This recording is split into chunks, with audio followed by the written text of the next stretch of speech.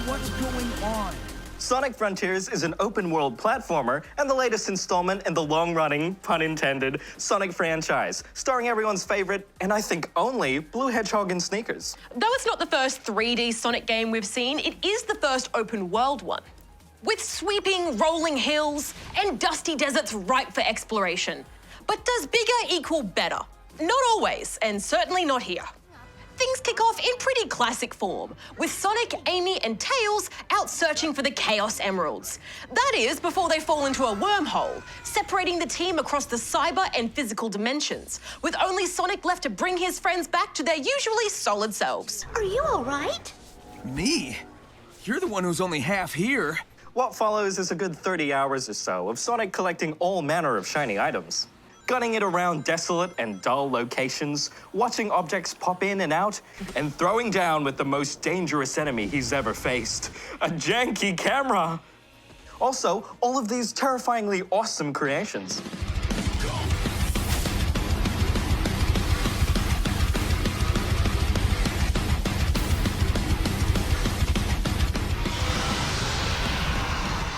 I need to find someplace safe. It's a mixed bag, is what I'm saying. Look, it certainly is. You reveal sections of the map by completing challenges that range anywhere from solving simple tile puzzles to punching dummies to playing jump rope. And if you're wondering, what do any of these have to do with the story? Well, you and me both. They feel so disjointed and irrelevant to the land we're playing in. Why, in this barren, post-apocalyptic vibe world, am I playing kickball? Oh, Jem, it's clearly a tie-in to Sonic's long-cherished time competing in the Olympics with Mario. Of course, how could I miss that? But I don't care so much that the challenges are a bit random, more so that they feel like forced busy work. If you don't complete them, it's really hard to tell where you're going or where points of interest are. Instead of being rewarded for exploring the world organically, you're railroaded into entertaining the same handful of repetitive, mundane tasks. To me, it's busy work for the sake of busy work. They do drop items of use, though, so they aren't totally pointless, at least. Whether it's an item you want, though, is another story. I was always hoping for keys to go towards unlocking the Chaos Emeralds, but they were pretty rare. Otherwise, you'll get handed fruits to go towards upgrading your skills, tokens to use on stabilizing your friends, or objects to help you navigate the world, like springboards or ramps. The gameplay loop is there, completing challenges to earn rewards that go back into helping you progress the story. But it's so hampered by its own issues that after the first couple of hours, it became a chore just to do the bare minimum. Doesn't help that it feels like you have to pack a lunch every time you head to a new location. Dotted throughout the worlds are grinding rails and platforms, coincidentally Sonic-sized, that our blue blur can use to speedrun his way from point A to point B. Some are super fun, with plenty of quick turns, cool loops, and a good stream of collectibles to aim for. But there are plenty more that are hidden by sudden, janky stops and rhythm-killing object placement. For a game all about going fast, Frontiers really seems to like stopping you in your tracks, huh? Scattered throughout these vast landscapes are portals that you have to unlock, which house levels based on classic Sonic stages. Some feel awesome with refreshing updates and a new coat of paint, while others are just awful due to shoddy handling, frustrating camera angles in the 3D sections, and confusing layouts.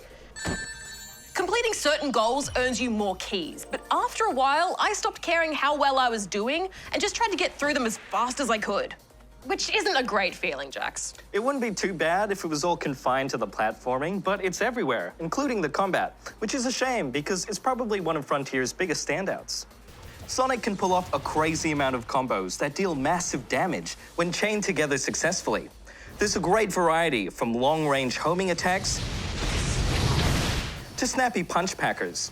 But unfortunately, the boss fights themselves are so long-winded and tedious, with the often ineffective lock-on and camera becoming a frequent obstacle. So these encounters lose their luster quickly. I think Sonic Frontiers' biggest issue is that it lacks cohesion. Nothing fits together the way it should. There's no flow. The story stops and starts as you run around picking up bits and pieces of conversations. Those sure are words you said just now. And the game often wrenches control of the camera away from you to show off how cool Sonic is, or to point out obvious landmarks, taking away that sense of freedom you're supposed to get from an open-world game. It's as if it doesn't trust the player to make these discoveries and observations on their own, so everything is spoon-fed to you, but the spoon keeps hitting you in the eyeball because their aim is terrible. This analogy got weird, didn't it? Yes, it did. And now I'm hungry, so thank you for that. But let's wrap this up here. I don't think it's any secret that we didn't enjoy this. Though it's something of a pattern for Sonic games at this point, I'd hope this would set the series on a new path. And it kind of did in terms of its story and new gameplay elements. But it keeps getting in its own way, sabotaging its best bits through dodgy controls and a protagonist that handles like soap. So I'm giving Sonic Frontiers 2 out of 5 rubber chickens. I'm sure there are Sonic fans out there who'll get a kick out of this purely because Sonic is in it. And that's fine, Sonic is awesome. But Sonic Frontiers is not the game that shows off his best side. And though there is a good story in here, it's repeatedly overshadowed by frustrating attempts to force players into hours of boring, tedious puzzles and fetch quests.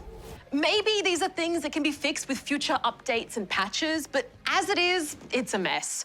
So I'm also giving Sonic Frontiers 2 out of 5 rubber chickens.